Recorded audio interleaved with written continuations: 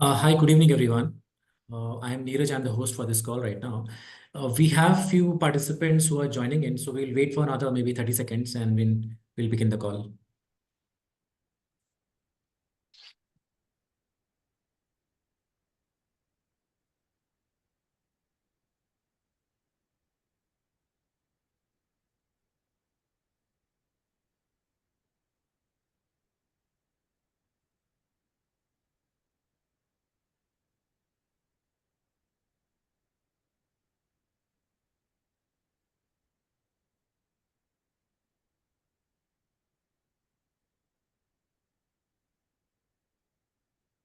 Hi, good evening, everyone. Thanks a lot for joining in on today's call on a quarterly update on ASK Specialized Portfolio. We have with us Mr. Gagan Thareja. He is the portfolio manager for the ASK Specialized Portfolio. Gagan has over 19 years of industry experience. He joined ASK 3 years back. In the past, he has been with Kotak Alternate, Comgest, which is a French firm, and he was also on the sell side in BNK Securities. Gagan, over to you for the update. Yeah, thanks. Thanks, Neeraj. Good evening, everyone. Welcome to the Specialized Portfolio webinar. Thanks for joining in. I'll start with a brief presentation and then we can start the question and answer session. We'll start with a basic review of the macroeconomic factors underlying the equity markets, and by and large, all of them seem to be in a healthy trajectory.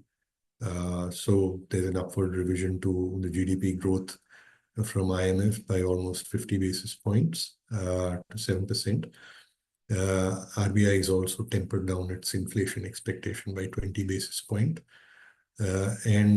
Likewise, a 20 basis point downward revision to the fiscal deficit expected for FY25. And the current account deficit also has been tapered down by 40 basis points from 1% in Q3 24 to 0.6% in Q4 24. And election outcomes basically guarantee a continuity in the policy stance of the government, which is largely focused on the infrastructure investments, railways, defense being the prime areas of focus, and energy as well. In the last development, which sort of again is a favorable one, is the monsoon. So we've had 2 or 3 back-to-back years of poor spatial and temporal distribution of rainfall in India. This year, thus far, it has been a good monsoon in aggregate. Perhaps only the northeastern and eastern parts of eastern India receiving about 10 to 11% lower than long-term average rainfall, and the rest of the regions being largely, in line with long-term averages or higher. The 2 or 3 bits which perhaps have not fallen in place still, from a macroeconomic standpoint, are household balance sheets, rural agricultural incomes. Rural wages have, on an inflation-adjusted basis, not grown in the last 3 years. This can turn around, with the transition in rainfall. And the third area of concern being MSME, a sector which is responsible for almost 45% of employment in India. This is a sector which has been impacted by 3 or 4 shocks. Transition from cash economy into the formalized segment, transition to GST followed by the lockdowns. So that's impacted this segment bad. The government has made some measures or taken some measures to extend credit to the MSME sector, and this has been ongoing for some time. So if these two fall into place, I think the consumption economy will also start reviving in full gear. We're already seeing some green shoots in rural consumption. So moving on to the next slide. This one basically, gives you the aggregate picture of the Q1 earnings for the Nifty companies. So if you look on the table to your left, the Nifty aggregate sales growth is 7%. X of financials, it's 5%, and X of the export sector, domestic, is at around 9%. So there's clearly a moderation in the domestic sector from 12% in 1Q of 24 to 9%, albeit still a reasonably healthy number. X of financials, the profit growth also seems to have moderated quite a bit, but then this is largely coming from the exports part. Domestic, you can see the PAT growth is still reasonably healthy, 15%. No change in Nifty consensus earnings growth estimates, which stand at 11% and 15% for 25 and 26.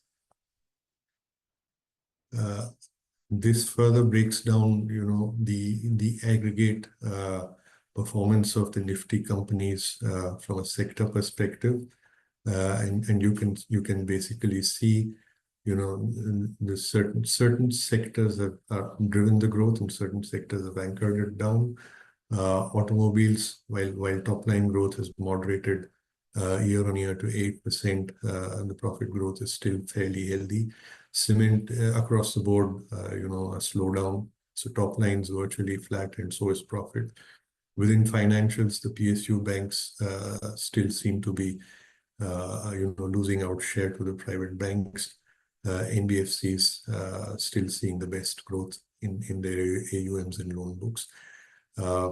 Infrastructure continues to maintain a very healthy clip of growth, and the order books in most of the capital goods companies seem to portend a continuity in strong growth in the infrastructure segment. Technology growth's been weak on the top line, 3% profit growth. While the top line still remains weak, margins have sequentially and year on year improved with higher utilization of the bench.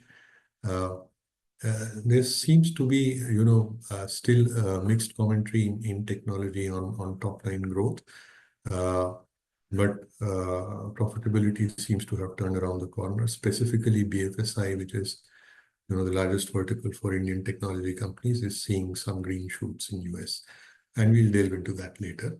Energy is the one segment which has brought down the Nifty earnings growth, and that's largely coming from a reduction in GRMs for the OMCs. Telecom, again, a fairly modest sort of growth on the top line. Likewise in consumption. Pharma and healthcare services have retained a reasonably good growth in profits, albeit with some moderation in top line. We'll sort of, give a brief commentary on the sectors. We saw the Nifty revenue growth of around 7% and earnings growth of 7% in aggregate. By and large, the commentary from the corporates seem to indicate that heat waves and elections sort of played the spoilsport in 1Q, and therefore 1Q might be somewhat of an aberration, because of these extraneous factors. The elections, obviously, apart from moderating the infrastructure build-out activity, also moderate the order disbursal process and therefore impact the order intakes as well. Sector-wise, BFSI, more of the same that we've been seeing in the last few quarters. There is stress on asset quality, which is evident in an increasing credit cost. There's a slowing deposit growth evident in the CASA ratios deteriorating for most banks. NIMs have been under pressure as cost of funds have not been completely passed on, are in the process of being passed on as the loan book reprice keeps on gradually happening. Disbursements from NBFCs have moderated, and there are some potential regulatory headwinds around LCR, which also anchor down the sector somewhat. Urban consumption, has been moderate and tepid. Rural consumption, at least in the commentary of most FMCG companies, seems to have turned around the corner. Specifically, a company like Imami, which is rural heavy in their portfolios, reported a decent set of numbers in the quarter.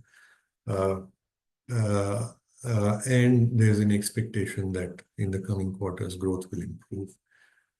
For IT, demand commentary still remains cautious despite of healthy growth in total contract value of IT companies. This perhaps is because of the renewal contracts leakage, which is getting compensated from new contracts to a certain degree. BFSI, as I indicated, there's a lot of evidence of turnaround. Most companies have around 20 to 30% of their revenue streams from BFSI, and all of them reported modest growths. This was a segment which was seeing degrowth for the last few quarters. And also, if you look at the budgets of banks in US for the IT spends, documented evidence is an improvement in trends there. And if as recently hinted upon by the Fed, there's a possibility of interest rates coming down, this might further increase investments in this specific segment. Exports, as we saw, in the Nifty aggregate sales and earnings, by and large, weak. Selectively, garment exporters, seem to be talking of a potential recovery ahead. Pharmaceuticals, domestic growth for chronic heavy portfolios was early double digits. Acute saw a weak base, a weak growth, and that's coming, partially from the fact that a lot of acute portfolio tends to fall in price control, and the government has further taken more action on fixed dose combinations, which has led to some sort of a pricing impact. And therefore, acute heavy companies have seen a very modest top line growth. Profits, on the other hand, have been good for pharma companies because API prices have been correcting year on year and sequentially, and that feeds into a improvement in their gross margins. Most of these companies in the domestic market have not increased their sales force, and consequently, there's an improvement in yield per man, which further feeds into operating margin improvements. US businesses for most companies saw modest growth. Obviously, companies which are present in very large one-off products like Revlimid have seen growth because of that. But having said that, clearly pricing erosion in US is now far more benign than what it was in the past. So it's around mid to perhaps early single digit sort of numbers for most companies. For most companies with clear regulatory status, this obviously means that their capital allocation in US will now see an improvement. So return on capital will keep on improving in US. Hospitals business, by and large, most hospitals reported a moderation in their inpatient volume growth, but their average revenue per operating bed kept on improving at 10 to 11% for most of them. And barring Apollo hospitals, most of the listed large hospital chains are now back in a capex phase. So last 3-4 years, hospitals have reported outsized profit growth, and that's largely coming from an increasing occupancy in their bed capacity, which was built out 3-4 years ago. That's now reaching peak utilization, and most of them are going for a second round of brownfield or greenfield capex, which will lead to some impact on margin as fixed costs come on board first and occupancy rises subsequently. It also will impact balance sheets as they lever up their balance sheet to grow. So that cyclic phase of heavy capital investments for hospitals is now again starting. Diagnostics, as a sector in the last 2-3 years have seen a very high competitive intensity, from PE-backed and online native diagnostic firms. That early, phase of high competitive intensity to gain market share is now past, and most diagnostic companies have now taken a reasonably healthy round of price increases. Their volume growth is around 7-8%, and price increase has been around 5-6%, which is directly feeding into an improvement in gross margins and operating margins. So all of them have reported very healthy numbers and profit growth. Top line growth's been around early double digit, but most of them reported 18-25% sort of profit growth. Auto ancillaries, again, in specific parts have done well. So two-wheelers and PVs have performed well, aided by volume growth, and companies in the commercial vehicles and tractor space have witnessed a muted performance. Chemicals and pharmaceutical intermediates, had this is a segment which has been facing a perfect storm in the sense that channel stocks have been very high, which has obviously impacted pricing. At the same time, Chinese companies which have built out a lot of additional capacity are further reducing prices in a bid to increase their capacity utilization. This has impacted all of them across the board, specifically more so agrochemical companies. Most of them now seem to indicate that the inventory destocking phenomenon is by and large over, yet pressure on pricing remains because of the Chinese companies. So there will be a gradual recovery, and this has been pushed out. So initially, most of them were indicating a recovery in the first half, and now they're talking of a recovery in the second half of the year. OMCs, as we saw, GRMs compressed, and that has impacted the profits. Engineering, industrial, and capital goods, by and large, healthy sort of numbers. Order intake has been muted, and that's put down to elections. Some amount of the execution impacted because of the heat wave. And this gives you an indication of a healthy uptick in the capex funding or the capex funds tied up by private corporates. If you look at the year FY24, it's a peak from in the span of financial year 11 to financial year 24.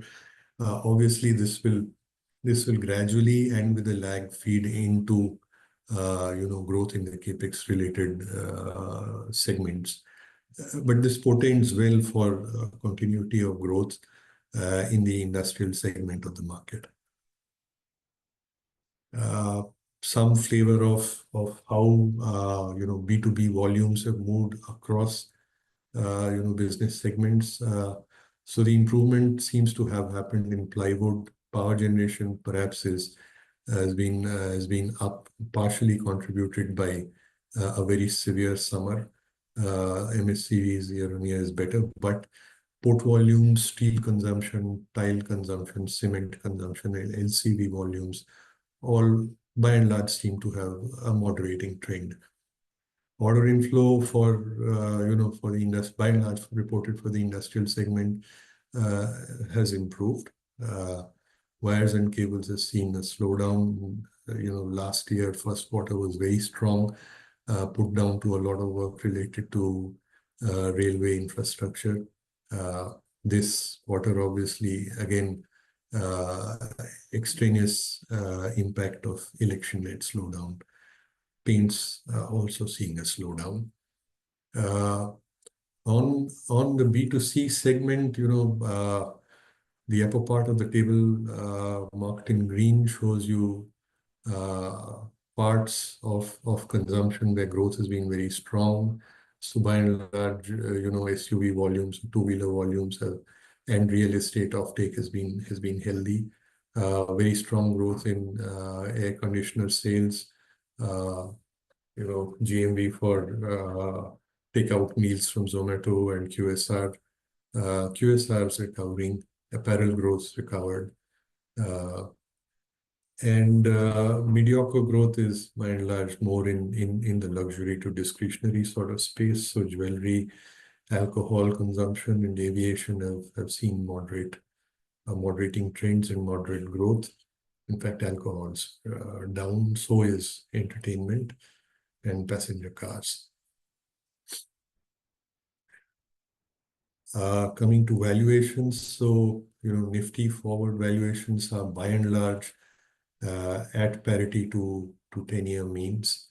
We'll further sort of drill down a little more, and here you will see that while Nifty is at parity to 5 and 10-year means, mid cap is at a premium. So if you see Nifty mid cap 150 is at a very steep premium to 5-year average multiples. Likewise, Nifty PSE, which is for the public sector bank units, is also at a steep premium. Pockets of discount are in banks, and relatively speaking, the premiums in pharma are not as steep as perhaps in IT or FMCG.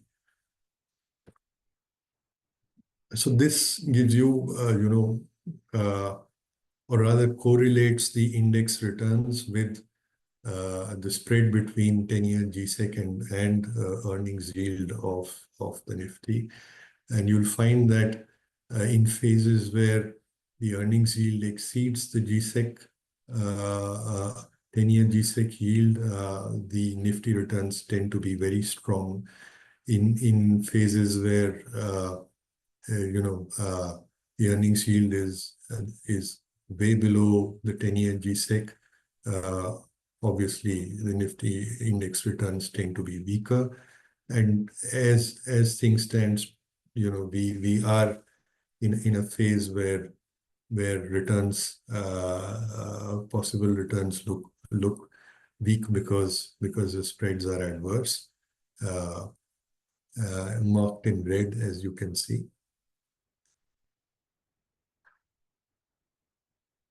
Coming to the portfolio and its evolution.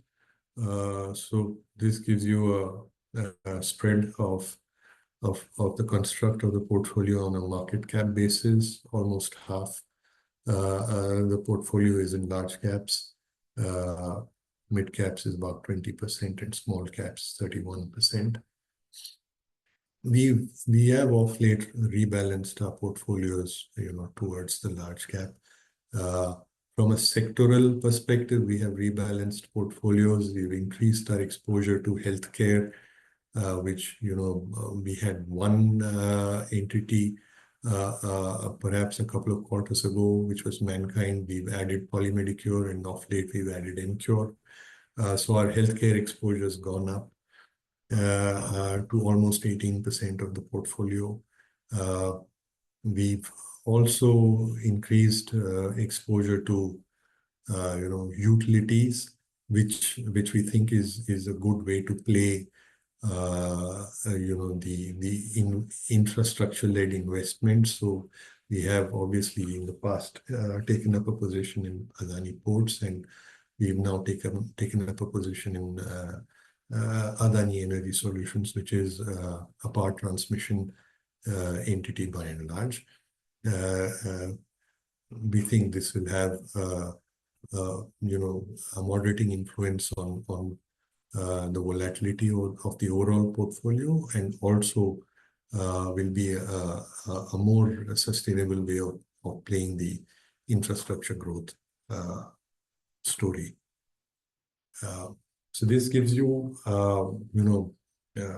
a tabulation of some of the portfolio actions we've taken in the last quarter. As discussed, we've increased the exposure to pharmaceuticals and healthcare through Polymedicure and Emcure Pharmaceuticals. We've taken up a position in transformers and rectifiers to play, the green renewable energy and overall power capex, and also Adani Energy Solutions for the same. I'll briefly discuss each of these. So Polymedicure, we've discussed in the past, is largely a medical consumables manufacturer. 65% sales is export by and large in Europe.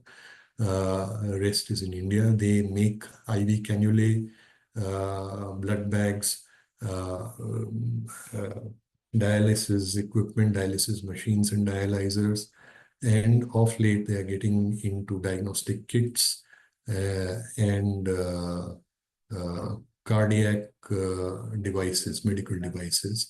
So this is a company which has seen a healthy growth of 20% or more in the last 5 years. They've, in the last 3 years, done a capex to double their capacities, and they can maintain a 22 to 25% sort of a top line growth.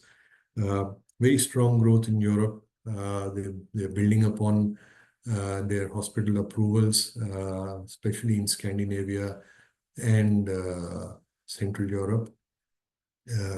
And as their quality, gets judged and appraised, more and more GPOs are adding them to their portfolio. GPOs are responsible for hospital procurements in Europe by and large, and these are 3-year rolling tenders. So Polymedicure has got a good visibility on growth in Europe. They're also been able to get approvals for their products now in US. Obviously, they're building out the basket, but this will be a new revenue stream for them. And more importantly, as I said, they're getting into higher ASP products or medical devices. So if the ASP today on an average stands at 36 rupees, for some of the new products that they've launched, the ASP is 3,000 rupees or more, which obviously means that the value growth that you'll see in the company will exceed the volume growth. All said and done, they've also raised a QIP of late, and this is for the next leg of growth, which is focused on critical care and medical devices. The current capacity they expect to fully utilize by 27. More importantly, with the new products coming on board, they expect margins to improve. So they're talking of seeing almost a 500 basis point margin improvement over a 5 to 7 year time frame as the revenue build out in US and in critical care and cardiac related medical devices plays out. So this seems to be a long tenure of healthy growth for Polymedicure, and hence the investment case. Emcure,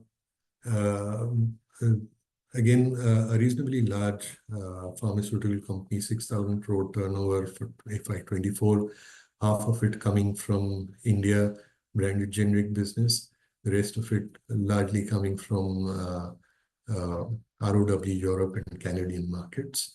The investment thesis is predicated on 3 or 4 things.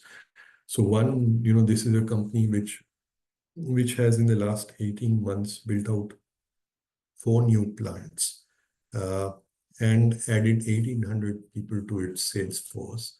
All of this new capacity which has been built out is now, the cost is already running through the books, and now as the sales grow, the operating leverage will kick in. Over and above that, last year they had one-off costs related to litigation settlements and COVID-related inventory write-offs, which was almost 70 to 80 crores, which will not be a recurring phenomenon this year. So there's clearly margin triggers. On the top line, their India business baseline growth has been around 9 to 10%. But they have also entered into a distribution arrangement with Sanofi for Sanofi's cardiovascular portfolio in India, which is almost 500 crores sales. Given that they can use their own distribution for this now, there's a possibility of building out. This will be the first year of contribution from this arrangement. So, that to that extent, the top line growth in the domestic portfolio will be aided. In the exports piece, they acquired an entity in Canada last year, which has a 450 crore turnover with a 20% margins. This again, was acquired towards the end of last financial year, so there'll be contribution full year for the first time. So to that extent, top line growth should be strong. They've recently IPO'd and they've used IPO proceeds to bring down their debt from 2,200 crores to 900 crores. So their interest cost should also come down.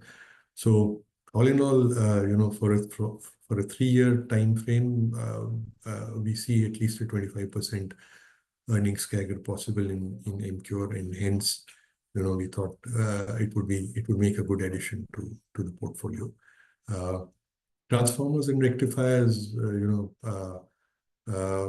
transformers as a sector seemed to us a good way to play the power capex theme because the supply demand dynamics are in favor of companies in a very big way. There's a steep shortfall in transformers compared to the demand that is at hand both in India and in US.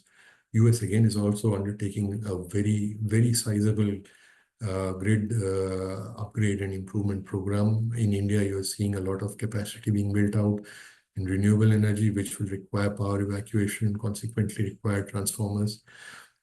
So this is a company which has power transformers across the entire rating spectrum from distribution to heavy power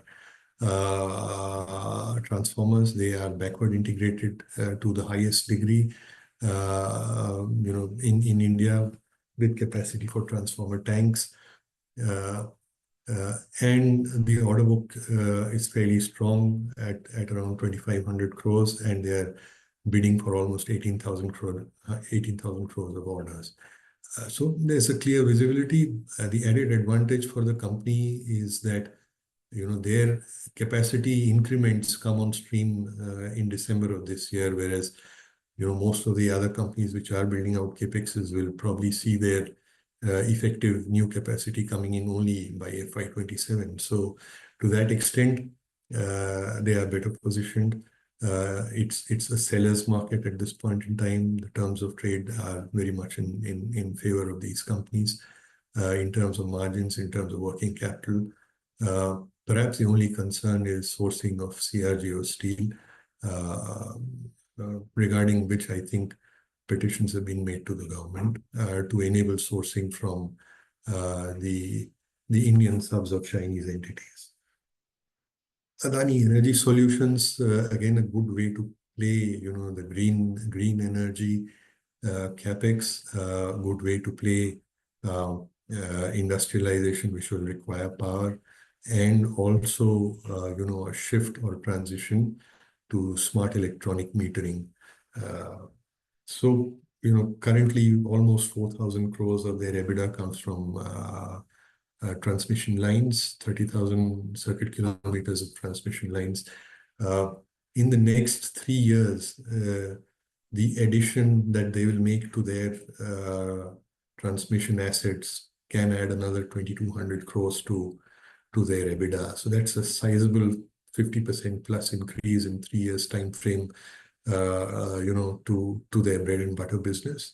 Added to that, they've already won tenders for 2 crores of smart meters. It's a tenured contract of 10 years where they'll earn 12,000 rupees a meter, 900 upfront and 11,000 odd spread over the next 10 years. If you look at 2 crores that they've already won and which they are in the process of executing, that's a very sizable revenue stream. And that 2 crore represents a 20% market share out of the total 12 crore that have been bid out.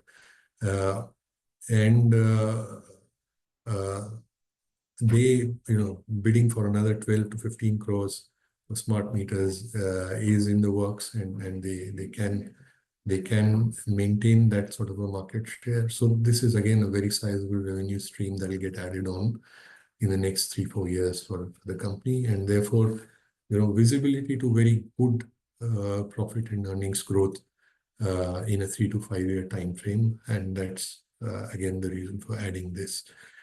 Exits we've already discussed in the past. We've exited Bharat Electronics and Patanjali.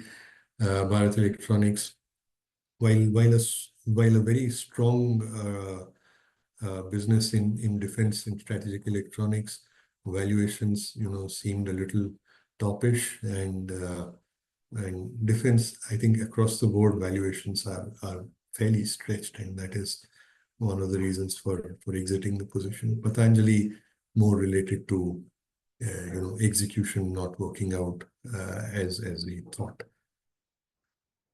Yeah. So this gives you a temporal transition of the holdings across sectors, which we've already seen. We've increased exposure to healthcare and utilities. We've sort of moderated exposure to chemicals, which is now completely exited, and we've added retail holdings in Aditya Vision, and we've, by and large, maintaining our direct and indirect exposure to infrastructure. So this gives you a flavor of the profit growth of the portfolio companies compared to the Nifty, and you can see there's a reasonably healthy spread. Likewise for earnings growth for the portfolio companies compared to the earnings growth for the Nifty portfolio companies for the next 2 years. This is a tabulation of the portfolio psychographics. The ROCs and ROEs across the holdings are fairly healthy. Likewise for earnings growth, the P valuations obviously reflect 2 aspects. One is higher earnings growth compared to Nifty, and second is the construct of the portfolio, which has large cap exposure of 50% and the rest coming from mid and small cap. Yeah. And this one gives you a tabulation of the returns last 2 years, year to date, and the last financial year. We've been able to hold on to reasonable performance. That concludes my presentation, and we can jump into the Q&A. Thanks a lot, Gagan. So participants, you can ask your questions. You can type your questions in the chat. I'll take it off with Gagan. In the meanwhile, Gagan, one specific question on the global, backdrop. So we have seen last 2 years, we have, a lot of rate hikes happening across the globe. Most of the emerging markets and developed markets have gone through it. And post that, now we have seen a scenario when a lot of discussions happening for rate cuts. And what's your view on that?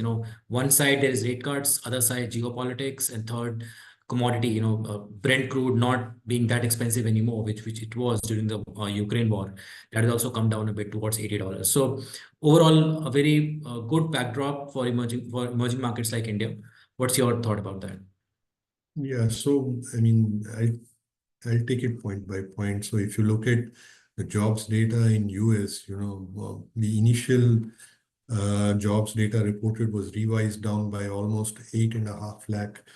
This was initially reported in May and now revised down by 8.5 lakh, which clearly indicates, that job growth is suffering in US, whereas inflation is now in the corridor of rates where Fed is satisfied, and they've already indicated that rate cuts are in the offing.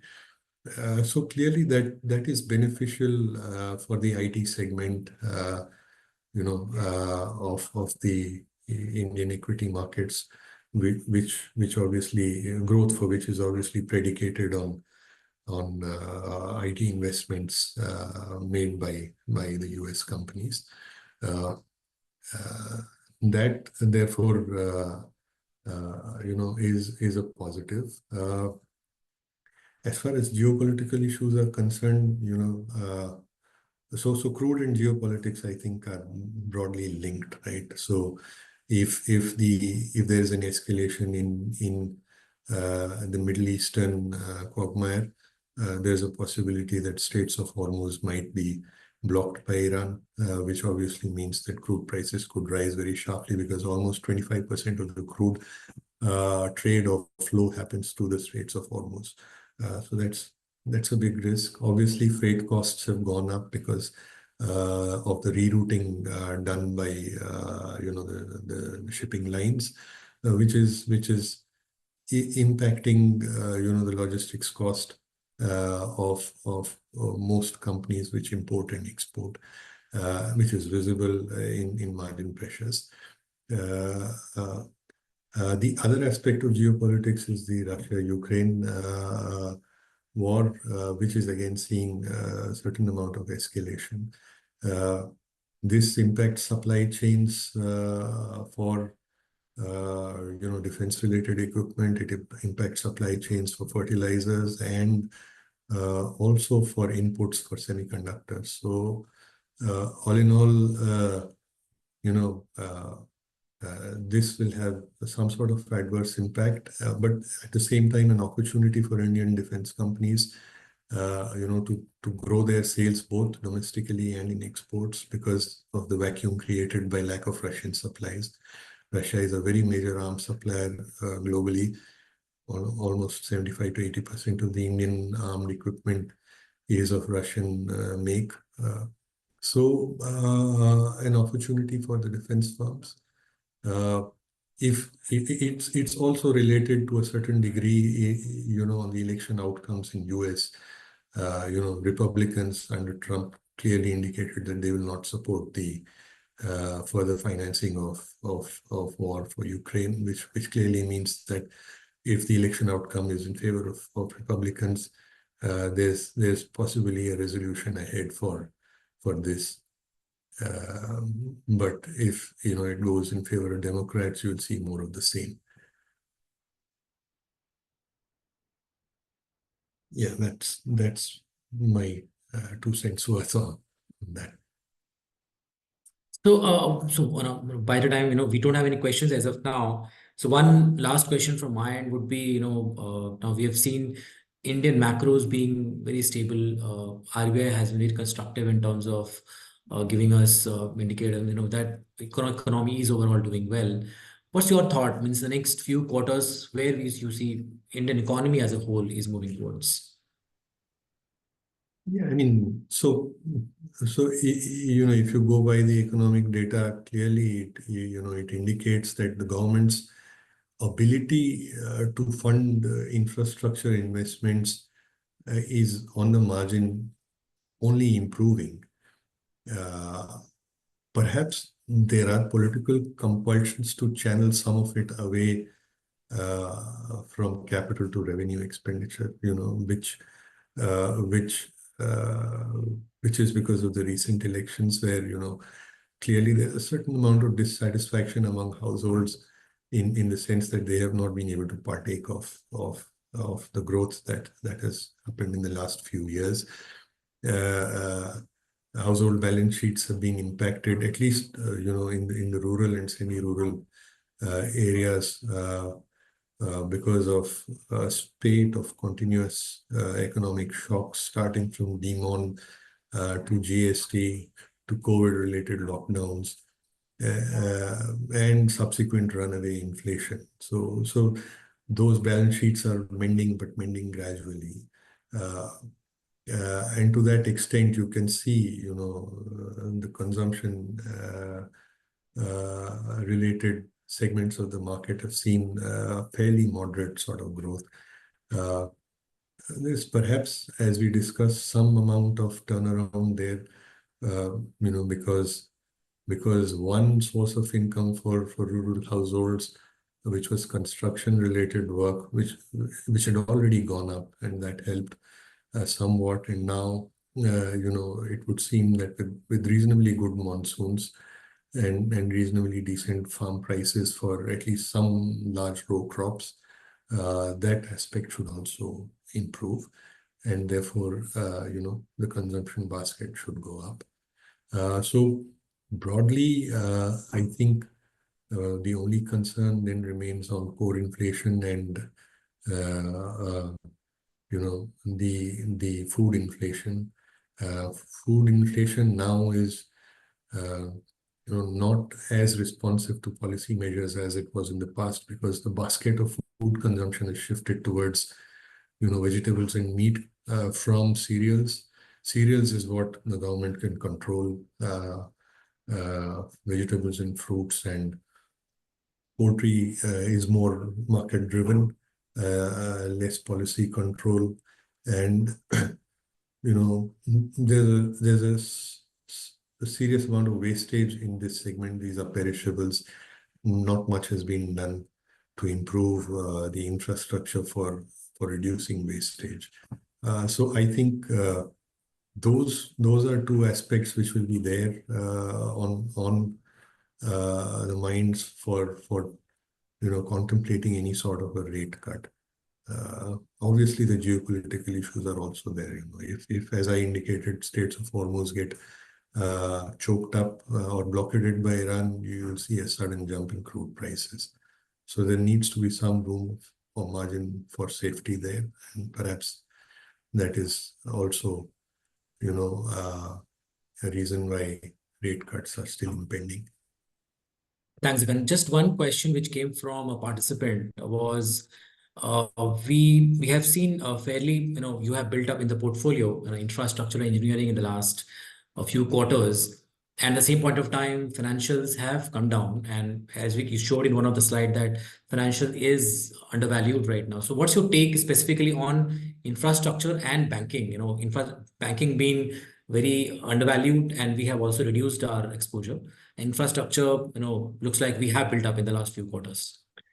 So let me put it this way. First of all, we've actually, in terms of our exposure, sort of rotated and not reduced. So we, in the past, used to hold Bajaj Finance, Bajaj Finserv, AU. AU we exited, rotated into REC. We still hold REC. And Bajaj Finserv we exited because large amount of value comes from Bajaj Finance, where we've actually consolidated our positions. For engineering, we've actually come down from our peak. Direct and indirect exposure to infrastructure investments had peaked at around 40% of the portfolio, and it's now down to 33%. We've rotated into healthcare, which we thought was a good segment to be present in for a sustainable and less volatile growth. Obviously, we're wary of the valuations in the infrastructure segment. We've also exited Bharat Electronics, as you saw. BFSI exposure, from a valuation standpoint, it makes compelling sense to perhaps build more exposure there. And at the same time, perhaps we'll also sort of keep an eye out on how the sector evolves. This has been the last trailing 12 months have been a phase of NIM compression, of lower CASA, then you have the regulatory aspects in LCR, which are an imponderable. Has it all bottomed out? Perhaps it will in the next couple of quarters. And I agree with the person that with the investor that there's a good rationale to increase exposure, and we'll attempt to do that. We'll keep an eye out for what are good possible investments here. You've seen that PSU banks are trading at much lower valuations, but then it's also commensurate with the kind of growth that you've seen in that pack. So perhaps exposure should be more from the private banks or from the NBFC segment. Thanks, Gagan. Thanks a lot. No further questions right now. So thanks a lot for taking us through to all the slides and your outlook on the markets as well as on the portfolio. Thanks a lot, participants, for coming on the call. You can always reach out to us directly as well going forward. So thanks, everyone. And thanks, Gagan. Thanks for joining in. Thank you. Take care. Bye.